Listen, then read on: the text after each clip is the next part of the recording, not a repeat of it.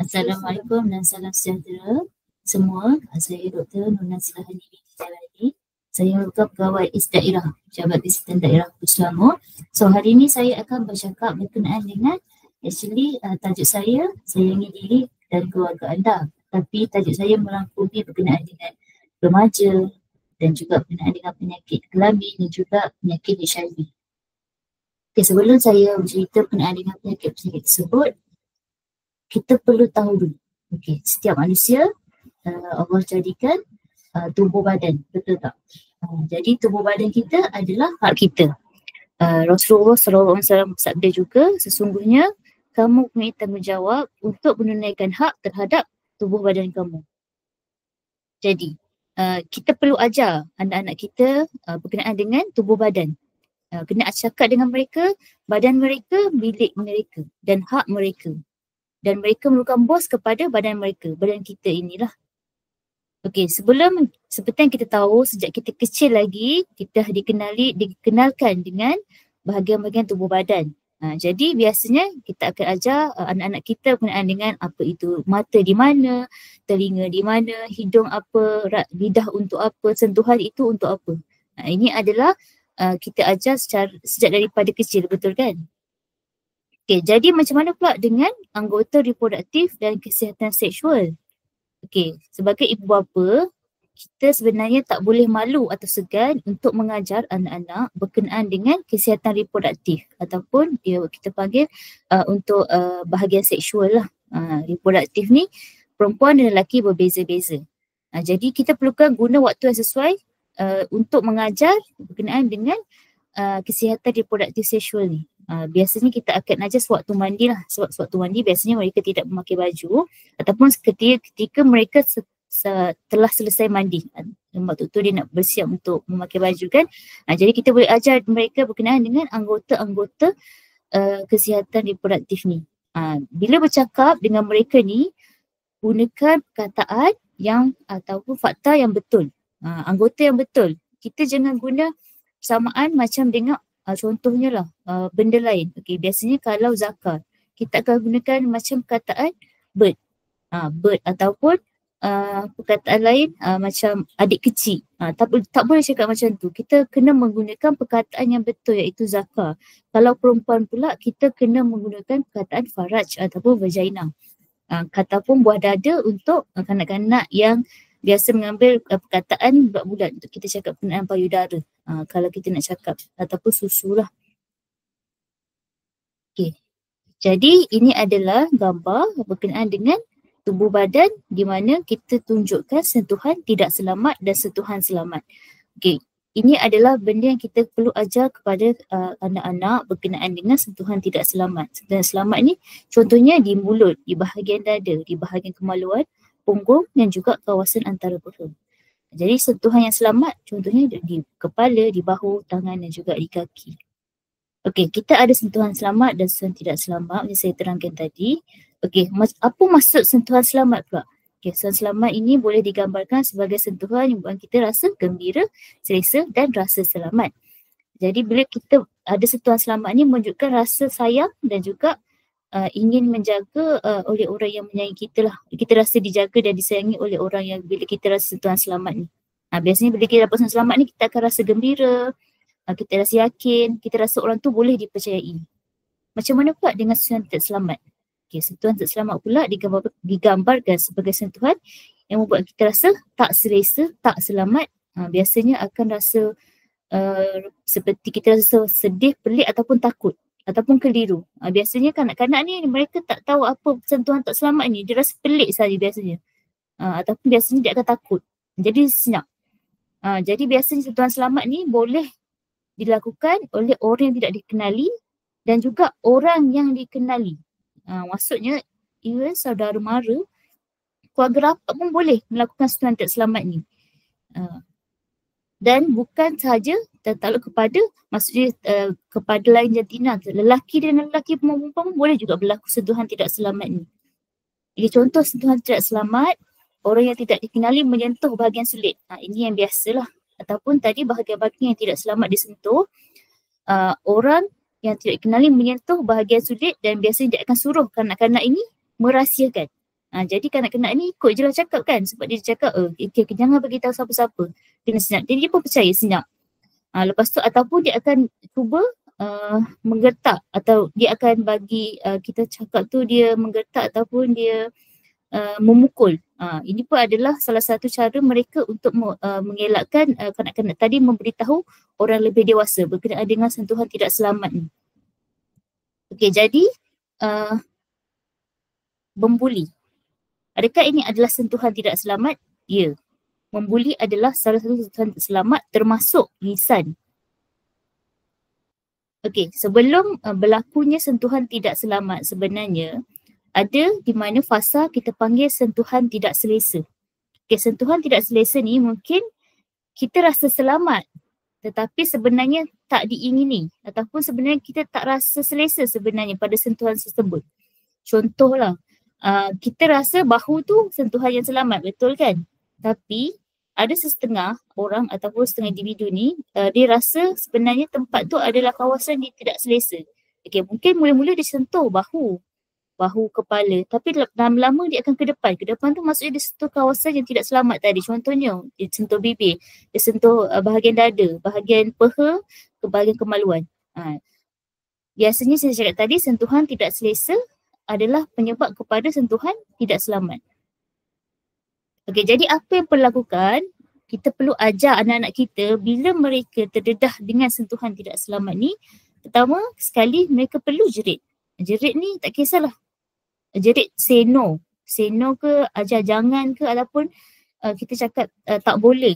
Lepas dah cakap jerit, cakap no tu, kita ajar anak kita untuk lari daripada tempat tersebut. Lari, jangan berdiri sahaja, lari. Dan juga sekali kena beritahu, ajar anak-anak untuk bercakap, memberitahu orang dewasa yang mereka percayai. Contohnya macam ibu bapa, atuk nenek, cikgu, ataupun orang-orang yang mereka percayalah selain daripada senarai yang saya cakapkan tadi.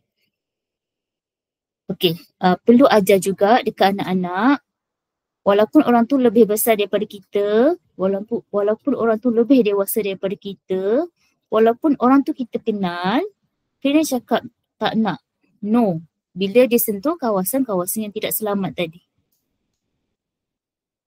Okey. Ini adalah contoh video berkenaan dengan sentuhan selamat dan sentuhan tidak selamat ni. Okey. Semua boleh hadap dan kita share kepada anak-anak kita, kita ajarkan ke anak-anak kita berkenaan sentuhan selamat dan sentuhan tidak selamat.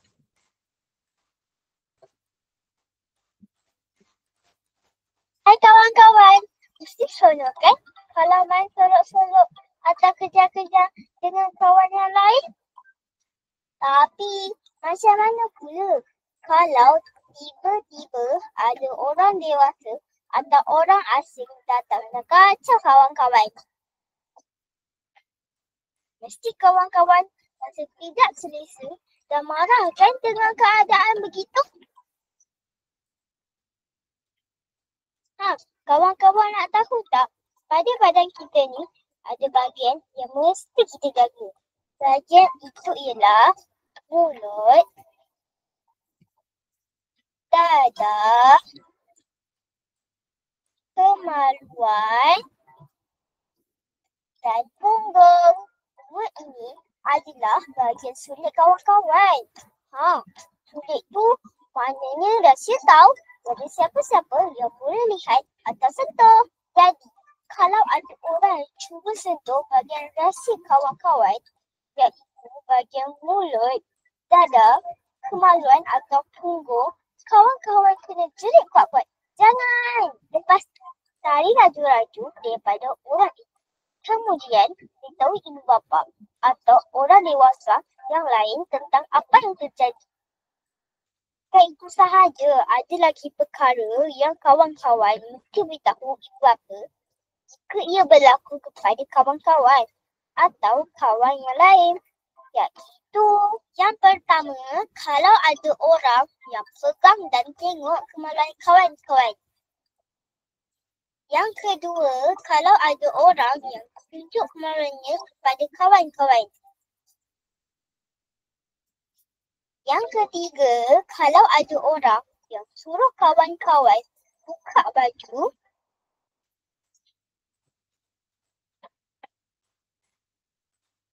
Yang keempat, kalau ada orang yang cuba ambil gambar kawan-kawan semasa kawan-kawan tidak pakai baju. Yang kelima, kalau ada orang yang tunjuk pada kawan-kawan gambar yang pelik-pelik atau video orang tidak pakai baju. Yang keenam, kalau ada orang cuba pegang atau cium bahagian-bahagian rahsia pada badan kawan-kawan. Jadi, kalau perkara-perkara tadi berlaku pada kawan-kawan, pastikan cepat-cepat lari kepada ibu bapa dan beritahu mereka. Jangan simpan perasaan ini sendirian dan sentiasa kongsikan dengan ibu bapa tentang perasaan tidak selesa atau takut pada bila-bila masa. Mereka sangat prihatin dan menghargainya. Sekarang kawan-kawan sudah tahu bahagian-bahagian rahsia kawan-kawan. Ingat, jerit, lari dan beritahu orang lain.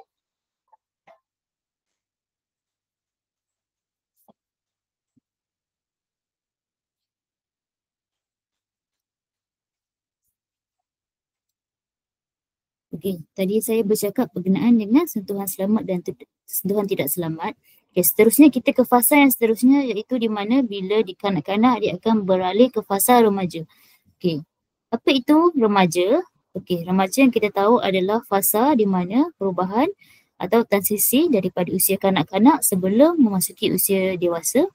Okey, fasa ni sangat penting. Kenapa? Ke waktu ini remaja berlaku perubahan, di fasa remaja berlaku perubahan biologi, psikologi, sosial dan juga ekonomi yang melibatkan perubahan peringkat tidak matang kepada peringkat yang lebih matang. Waktu ni kita tahu mereka akan dapat berfikirlah. Dia akan lebih berjanji lebih matang lah. Jadi apa usia remaja? Usia remaja seawal 10 tahun sehingga 19 tahun. Macam saya terangkan tadi, dia adalah fasa di mana daripada alam kanak-kanak ke alam dewasa lah. Okay, waktu ni mereka akan ada fasa di mana fasa akhir baligh yang kita tahu. Okey, masa akhir baligh ni adalah peringkat dalam hayat setiap orang yang lalui pada usia 9 hingga 16 tahun. Ada juga yang seawal 9 tahun dan ada juga yang lewat sehingga pada umur 15 ke 16 tahun lah. Biasanya perempuan pula awal sekitar 8 ke 12 tahun. Lelaki pula sekitar 10 ke 14 tahun lah. Okey, kenapa saya bercakap di fasa remaja ni? Okey, boleh lihat kat sini, kelihatan akhbar di sini. Purata 4,000 remaja perempuan hamil bawah 18 tahun.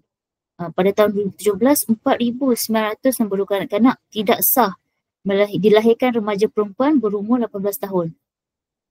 Ada juga kelihatan akhbar berkenaan dengan mayat bayi di dalam pam tandas. Pelajar 14 tahun, teman lelaki ditahan kes buang bayi. Okey, pada tahun 2022, KKM, Kementerian Kesihatan Malaysia, ada membuat kajian mengenai remaja. Okey, dalam kajian ini kita bertanya berkenaan dengan remaja itu sendiri. Antara topik yang kita tanya adalah berkenaan dengan pertama, pengambilan dadah. Ada juga berkenaan dengan pengambilan tembakau dan juga kita ada juga bertanya berkenaan dengan seks dan berkenaan dengan media sosial. Okay, kita lihat kat sini, pengambilan dadah masih tinggi. Cuma dia berbeza. Macam dulu, dadah ni kita ambil secara suntikan. Yang ni mereka ambil mungkin melalui minum ataupun melalui hidung. Kalau untuk tembakau pula, kebanyakannya kita nampak remaja-remaja menggunakan vape. Masih ada lagi yang merokok tapi membimbangkan sebab bilangan mereka ni yang mengambil ni semakin meningkat.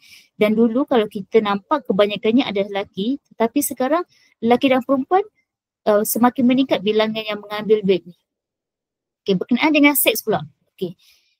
Kita sebenarnya susah bila kita sendiri untuk bercerita berkenaan dengan seks ni. Okay, sebanyak 154,646 orang remaja di Malaysia dilaporkan pernah melakukan hubungan seks. Tapi daripada bilangan ni 88% tidak menggunakan kondom. Maksudnya mereka tak tahu sebenarnya bila mereka pakai kondom dapat mengelakkan risiko penyakit dan juga hamil lah. Ada juga 33% memulakan hubungan seks sebelum berumur 14 tahun dan lebih 11% mempunyai lebih daripada satu pasangan. Okay, jadi bahaya. Apa bahaya bila mereka melakukan seks rambang ni? Okay, yang kita tahu, kehamilan, pembuangan bayi, keganasan seksual, gangguan emosi, keguguran tidak selamat dan akhir sekali penyakit kelamin dan juga HIV. Dan terakhir sekali AIDS lah yang paling kita risau. Okay. Saya akan sentuh juga berkenaan dengan remaja dan media sosial. Okay, sekarang ni saya rasa setiap remaja memang dah terdedah dengan penggunaan telefon bimbit ataupun telefon pintar dan juga media sosial.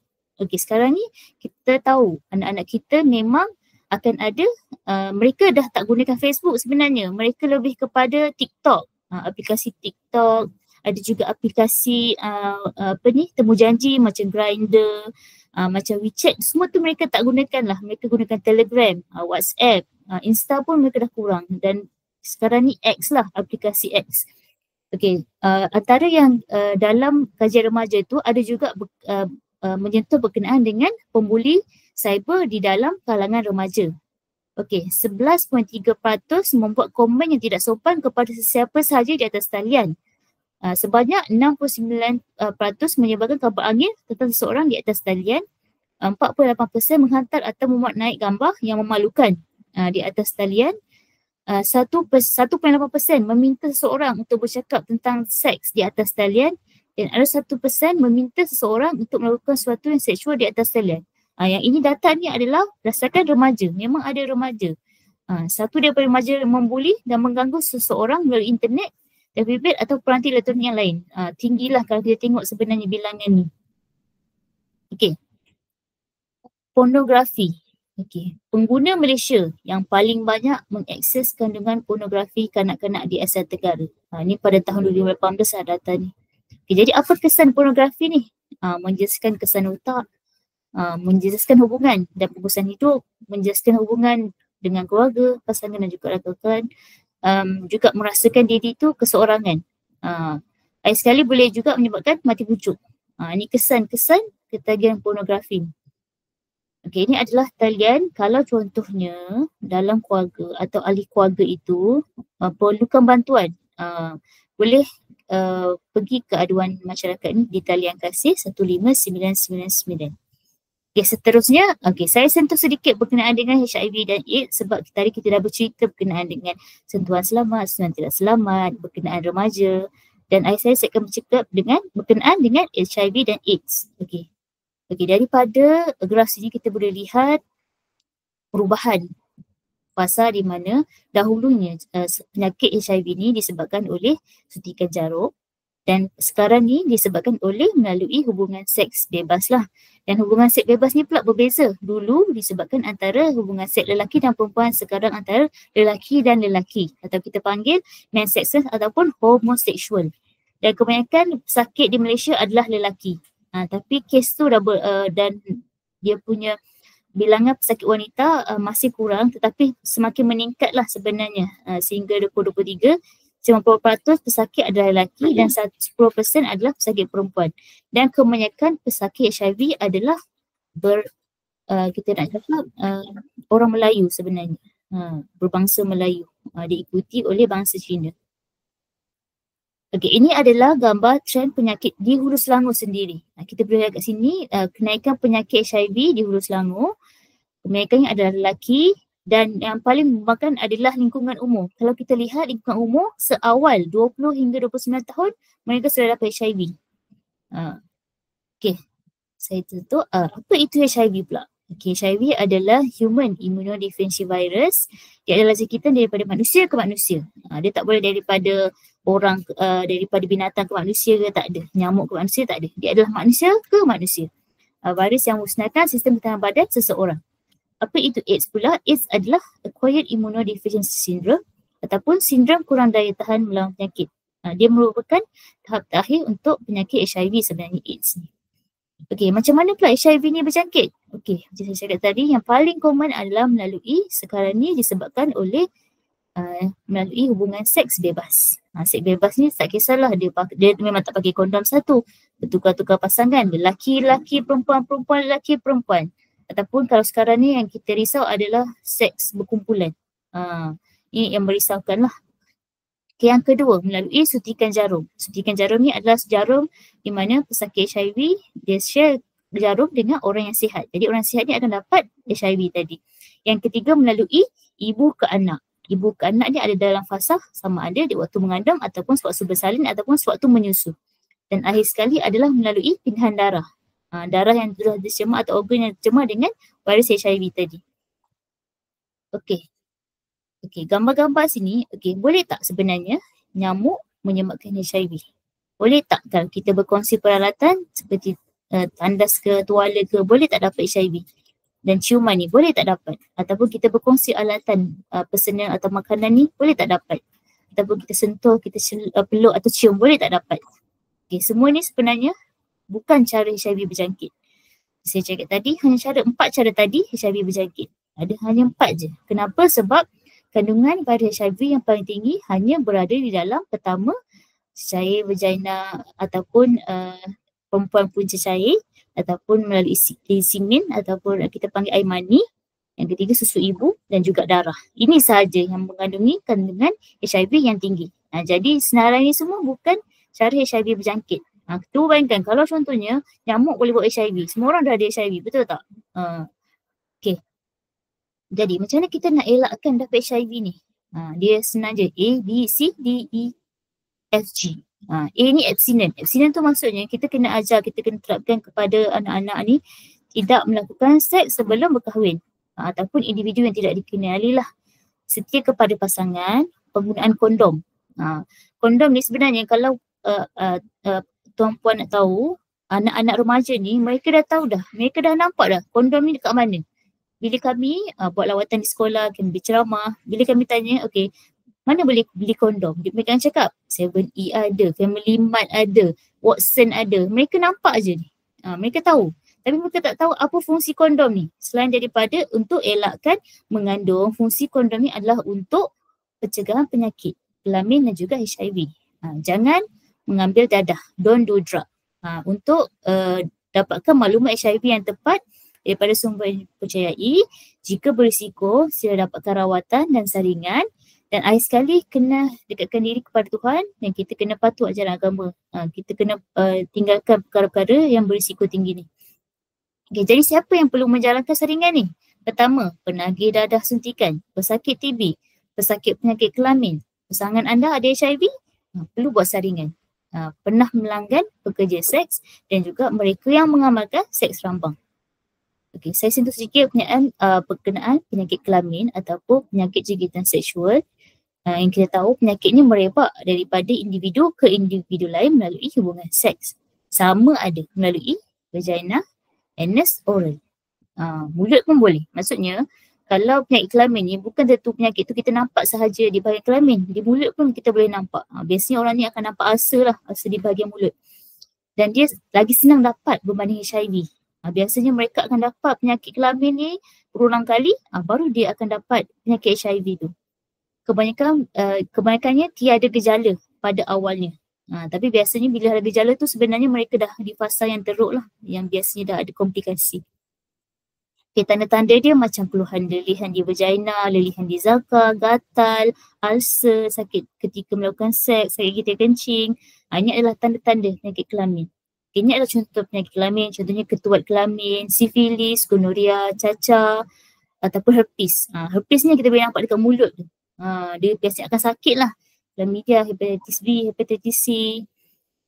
Jadi contoh-contoh penyakit sifilis dan gonoria lah. Macam kita tahu, selain HIV, penyakit sifilis juga boleh menyebabkan kandungan baby atau dalam kandungan tu menjadi tidak normal. Dia akan dapat penyakit-penyakit kesan daripada penyakit kelamin ni jika penyakit kelamin ni tidak dirawat. Okey, apa komplikasi penyakit kelamin ni pula? Menyebabkan penyakit kepada pasangan. Sebab kita tahu tadi cara jangkitannya adalah hubungan seks, menyebabkan settingan sistem yang serius, boleh membawa maut. Bukan biasa, boleh membawa maut, boleh menunjukkan kemandulan dan juga kesihatan pada bayi. Kalau wanita pula, biasanya dia boleh dapat kandungan luar rahim. Dan juga boleh juga risiko kanser lah. Ini untuk yang herpes tadi. Okay, secara kesimpulannya, kita perlu hindari faktor-faktor yang boleh menyebabkan penyakit HIV dan juga penyakit kelamin ni. Amalkan cara gaya hidup yang sihat. Pencegahan pengawalan awal adalah sangat penting bagi mengurangkan kadar jangkitan. Bukan saringan jika anda adalah golongan yang berisiko HIV, jauhi penyakitnya, bukan orangnya. Okey, akhir sekali saya nak sentuhlah sebenarnya kita perlu amalkan makanan yang sihat, berhenti mengambil dadah kalau anda mengambil dadah ataupun vape, senaman yang kerap, berfikiran positif, selalu amalkan kebersihan diri dan kita perlu berhenti merokok sebenarnya kalau mereka yang merokok. Itu sahaja daripada saya. Saya ucapkan terima kasih. Ini maklumat saya. Jika ada siapa-siapa nak bertanya berkenaan dengan penyakit berkaitan.